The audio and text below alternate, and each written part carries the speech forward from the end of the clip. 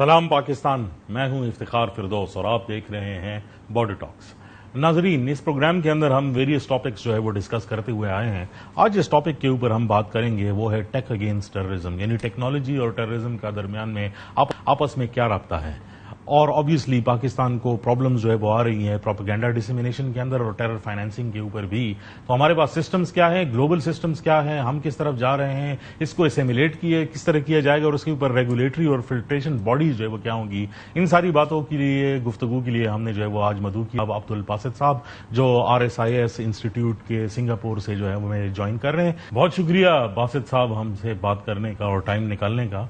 باسط صاحب، پچھلے کئی دنوں سے ہم جو ہے وہ اس حوالے سے بات کر رہے ہیں کہ جو پروپیگنڈا ہے، جو ٹولز ہیں، جس طریقے سے ڈسیمینیشن ہوتی ہے وہ بدل گئی ہیں۔ تو آپ سے گفتگو کرنے کا مقصد بھی یہی تھا کہ آپ جو ہے وہ کرنٹ ٹرینڈ ذرا بتا دیں کہ جو پاکستان اسپیسیفک بھی ہیں اور پھر وہ ایکٹرز، نان اسٹیٹ ایکٹرز یا ایکسٹریمسٹ ایلیمنٹس یا ملیٹنٹ ایلیمنٹس جو گلوبلی ہیں، ان کے درمیان آپس کے روابط اور کس قسم کا کانٹینٹ جو ہے وہ اس ٹائم پہ چرن ہو کے آ رہا ہے جو پاکستان اسپیسیفک ہے۔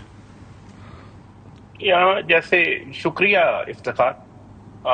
یہ ایک اہم موضوع ہے اور یہ کنسرن ہے نیشنل سیکیورٹیز کے لیے ایک نیا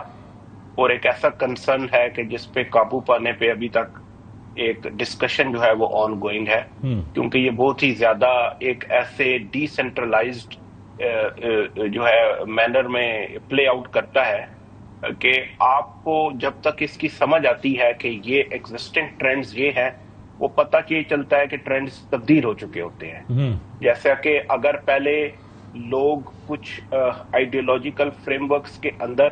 کچھ چیزیں جو ہے وہ سوشل میڈیا پہ اپلوڈ کر رہے تھے، جب تک آپ کو سمجھ آئی کہ کس طریقے سے ہوتا ہے تو وہ آرٹیفیشل انٹیلیجنس پہ اب چلے گئے ہیں، اب وہ ڈیپ فیکس۔ میرے کہنے کا مقصد ہے کہ یہ بہت ہی فلوئڈ انوائرمنٹ ہے، تو بہت ہی چیلنجنگ ہے اور تمام ریاستوں کے لیے ایکولی چیلنجنگ ہے۔ تو اگر آپ اس کے ایکو سسٹم کو دیکھیں تو جنرلی اس کے اندر تین چیزیں ہیں۔ اس کے اندر سب سے بڑا جو ایلیمنٹ ہے وہ تو ہیومن سائیکالوجی کا ہے۔ ہیومن سائیکالوجی میں وہ کرتے یہ ہے کہ جو بھی ایکٹر ہو، وہ نان اسٹیٹ ایکٹر، ملیٹنٹ ہے یا کوئی اور ہے، یہ ہم نے دیکھا ہے کہ US چائنا کی ریولری میں اور جس طریقے سے رشیا نے امریکن پریزیڈنشل الیکشنز کے اندر مس انفارمیشن، ڈس انفارمیشن کمپینز چلائی ہیں، یا ایون کہ اب جو یہ نئے گروپس، ڈفرنٹ گروپس سامنے آ گئے ہیں جس کے اندر اب ہمیں Islamic state of Khorasan, TTP اور دوسرے گروپ پاکستان میں نظر آتے ہیں، بیسیکلی وہ جو ہمارے بائسز ہوتے ہیں اس کے اوپر پلے کرتے ہیں، اور اسپیشلی ایسے وقتوں میں جب ایک کرائسس چل رہا ہو، کیونکہ کرائسس کے ٹائم میں ہوتا یہ ہے کہ ہم انفارمیشن کو کریٹیکلی ایویلیویٹ نہیں کرتے، اور جو بھی ہمارے کنفرمیشن بائس، یعنی جو بھی ہمارے عقائد ہوں گے، ہمارا جو بھی پولیٹیکل فریم ورک ہے، ہمارا جو بھی ریلیجس بلیف ہے، اور ہماری جو بھی نارمیٹو ویلیوز ہیں، اس سے مطابق جو بھی انفارمیشن ہو جو ان چیزوں کے ساتھ الائن کر رہی ہو، ان سے مطابقت رکھتی ہو، اس کو ہم کریٹیکلی ایویلیویٹ کیے بغیر سچ مان لیتے ہیں۔ اچھا، باسط میں یہ پوچھنا چاہ رہا تھا، آپ نے بتا تو دیا کہ جو ڈومین ہے وہ obviously ان سائیکولوجیکل ایلیمنٹس پر یا ان گیپس پر جو ہے وہ کھیل رہے ہیں جو سٹیٹس نے جو ہے یا وائڈ چھوڑی ہوئی ہیں یا وہ اس میں کنٹروورسیز جو ہے وہ ابھر کے آتی ہیں، لیکن جو میڈیمز ہیں obviously وہ تو اسٹیٹ کی کنٹرول میں ہیں، اور روزانہ کے حساب سے میں جانتا ہوں کہ آپ بھی جانتے ہیں کہ نئے میڈیمز جو ہے وہ آتے رہتے ہیں، لیکن جو میڈیمز ہیں ان کے اوپر اسٹیٹس کے آپس میں جو ہے اس قسم کے وہ نہیں نظر آتے، تعلقات نہیں نظر آتے، ایسی انڈرسٹینڈنگ نہیں نظر آتی۔ بڑی بڑی جو کمپنیز ہیں انہی کو استعمال کر کے یہ ڈسیمینیشن ہوتی ہے۔ تو کیا طریقہ کار جو ہے، کوئی پلیٹ فارم ایسا ہے گلوبلی جس میں بیٹھ کر جو یہ ایک بات کی جا سکے؟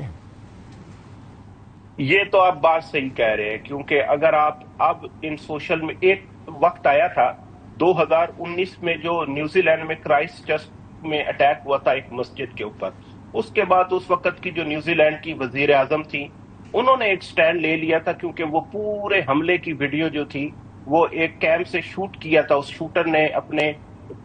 یعنی پیشانی پہ ایک کیمرہ لگایا ہوا تھا، اس سے شوٹ کی تھی اس نے اور وہ فیس بک پہ لگا دی تھی۔ وہ کوئی 2 دن یا کچھ 3 دن لگ بھگ یعنی 36-48 گھنٹے فیس بک پہ رہی، اور ان سے اپیل کی گئی کہ اس کو ہٹائیں، تو فیس بک نے کہا جی یہ تو جو فریڈم آف انفارمیشن کے تحت ہم تو نہیں اتاریں گے. تو اس نے کہا جی ٹھیک ہے، اگر آپ نہیں اتاریں گے تو فیس بک کو وہ نیوزی لینڈ میں بند. اس کے بعد یورپی یونین کھڑی ہو گئی تھی. قصہ مختصر یہ کہ پھر انہوں نے کانٹینٹ ماڈریٹرز کو ہائر کیا اور پھر اس طرح کا ہیٹ فل جو مٹیریل تھا اس کو ہٹانا شروع کیا. یہاں سے وہ بات ساری چلی تھی. لیکن اب یہ ہوا ہے کہ 6 سال 7 سال بعد اب جو سوشل میڈیا کمپنیز نے جو لوگوں کو لے آف کیا ہے، اس میں سب سے زیادہ جو ہے وہ لوگ جو بے روزگار ہوئے ہیں وہ یہی کانٹینٹ ماڈریٹرز ہیں، اور ان کی جگہ اب جو ہے الگوریتمز نے اور آرٹیفیشل انٹیلیجنس کے فلٹرز نے لے لی ہیں. لیکن وہ اس انفارمیشن کو اس طریقے سے ان میں وہ لینگویج ایکسپرٹیز نہیں ہے، وہ پولیٹیکل نوانسز اور کانٹیکسٹ کو نہیں سمجھتے کہ کون سا ہیٹ مٹیریل ہے کون سا ہیٹ مٹیریل جو ہے وہ نہیں ہے. تو اب یہ ہو رہا ہے کہ ان کا جو بہت زیادہ جھکاؤ ہے وہ ویسٹ کی طرف ہے، جہاں ان کی بڑی مارکیٹس ہیں، جہاں سے ان کو پروفٹس آتے ہیں اور جہاں سے یہ خود بھی جہاں پہ یہ سچویٹڈ ہے. تو پھر یہ اپنی کانٹینٹ ماڈریشن ان سوسائٹیز کے لیے تو بہت ہی صحیح رکھتے ہیں، لیکن پاکستان جیسے ریجن، افغانستان جیسے ریجن، بنگلہ دیش جیسی اور اس طرح کی اور کافی ساری سوسائٹیز جو چھوٹی مارکیٹس ہیں، ان میں نہ صرف یہ گیپس ہمیں نظر آتے ہیں، اور اس کے علاوہ ان کی گورنمنٹس کی جو سے ہوتی ہے ان آرگنائزیشن کے ساتھ وہ بھی بہت ہی کم ہوتی ہے، کیونکہ اتنا بزنس وہاں سے یہ جنریٹ نہیں کر رہے ہوتے. اچھا، میں باسط یہی آپ سے پوچھنا چاہ رہا تھا کہ پاکستان جیسا ملک where does it stand with in this market? I think Pakistan جو ہے وہ فی الحال ان کے لیے چھوٹی مارکیٹ ہے، تو اس طریقے سے اتنا انفلوئنس اور کلاؤڈ بھی نہیں ہے. لیکن یہاں پہ جو گروپ آپریٹ کرتے ہیں وہ کافی زیادہ ڈینجرس ہے، تو چانسز ہے کہ اگر ایکوریٹ انفارمیشن ان کے ساتھ شیئر کی جائے تو وہ اس کو جو ہے اس کانٹینٹ کو وہ بالکل ریموو کریں گے. لیکن ہم نے کچھ دن پہلے دیکھا کہ پاکستان کے جو اسٹیٹ منسٹر فار انٹیریئر ہیں، پاکستان کی انٹیریئر منسٹر بھی، اور پاکستان کے اداروں نے جو ہے وہ ٹویٹر اور فیس بک پر کچھ جو ہے وہ اکاؤنٹس جو ہے وہ ٹیگ کیے کہ ان کو جو ہے وہ بند ہونا چاہیے. تو جو بیس اکاؤنٹس تھے وہ تو بند ہو گئے، لیکن پیریفرل اکاؤنٹس جو ہے وہ میں دیکھ رہا ہوں ابھی تک بھی جو ہے وہ جاری ہے. تو اس کا مطلب یہ ہے کہ اس قسم کا ایکشنیبل جو ہے کوئی انڈرسٹینڈنگ وہ نہیں ہے کہ اس کے تحت جو ہے جو اس کو بند کیا جا سکے. یہ کافی زیادہ پولیٹیسائز، یہ پوری چیز کافی زیادہ پولیٹیسائز بھی ہے. اس میں یہ ہے کہ جو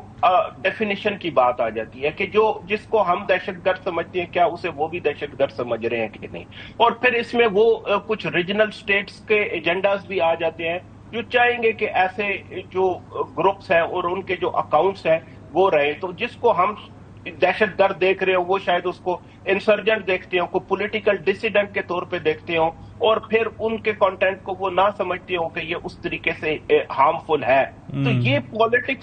پالیٹکس تو اس کے اندر رہے گی. تو پاکستان جیسی ریاستیں، میرا خیال یہی ہے کہ جو سپیس ملتی ہے اس سپیس کے اندر جو اکاؤنٹ وہ ریموو کرتے ہیں اسے کرنا چاہیے، اور ایک میرا خیال ہے ایک ٹرسٹ کا ریلیشن شپ بلڈ کرنا چاہیے. آبویسلی اس کے اندر سے تو بہت ہی کم ہی رہے گی، اور ہمیشہ یہ شکایت تمام ریاستوں کو ان ساری سوشل میڈیا کمپنیز سے رہتی ہے کہ یہ اس طریقے کا ایکشن نہیں کرتی جس طریقے کا ڈیمانڈ ہوتا ہے. لیکن یہاں پہ نا وہ دوبارہ میں وہی بات ریپیٹ کروں گا کہ ان کے جو پروفٹ مارجنز ہوتے ہیں اور جو ان کے وہ اپنا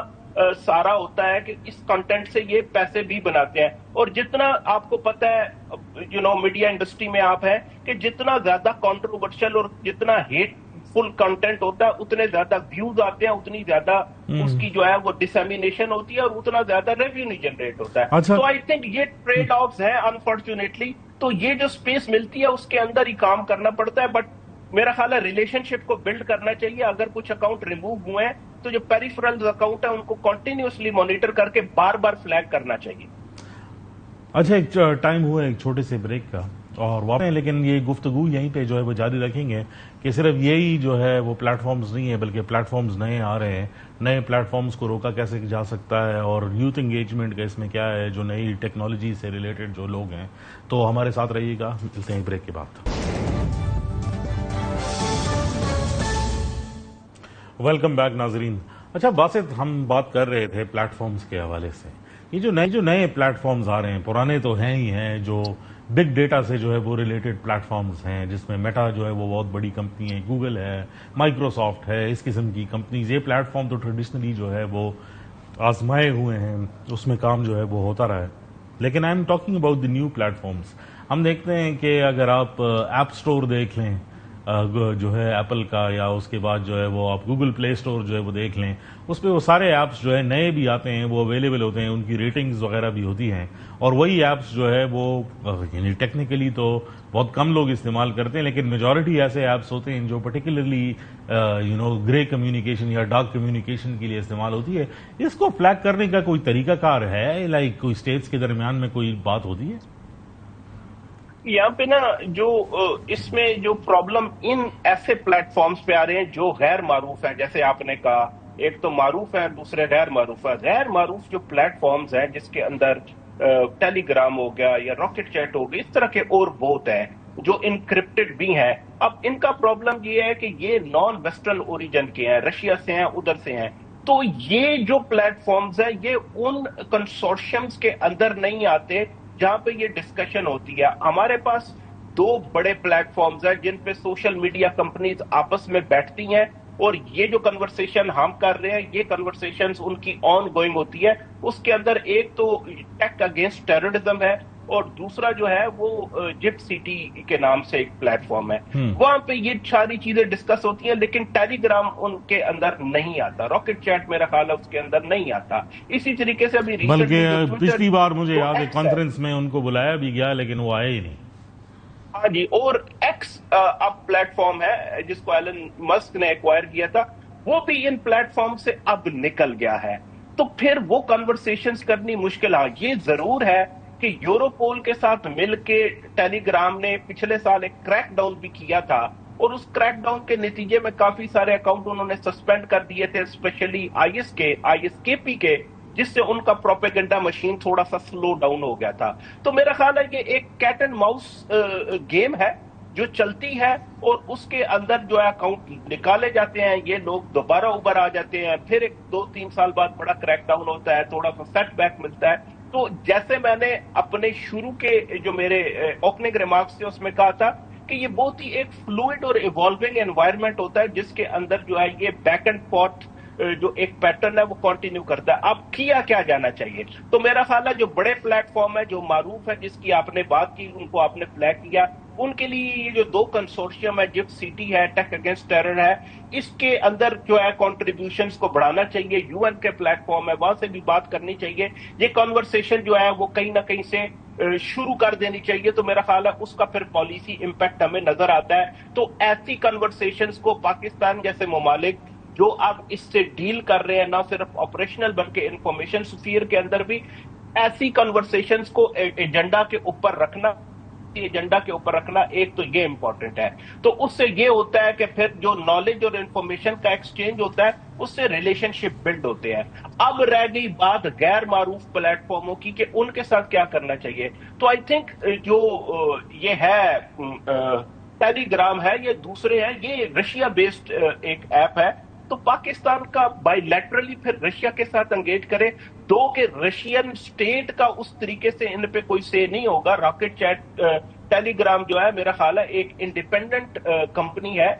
ٹیک کمپنی ہے جو اپنا یہ چلاتی ہے، لیکن کچھ نہ کچھ کنورسیشن تو شروع ہو سکتی ہے. تو لیکن یہ گرے ایریاز رہیں گے، اور یہی وہی چیلنج ہے جس کو یہ گروپس جو ہے وہ ایکسپلائٹ کر رہے ہیں. اچھا، یہ گرے ایریاز کی جو ہے وہ آپ بات کر رہے ہیں، مجھے پتا ہے کہ جس طرف میں جا رہا ہوں اس کی سیمینٹک ڈینسٹی جو ہے وہ کافی زیادہ ہے اس ٹاپک کی، لیکن اسی گرے ایریا کے اندر جو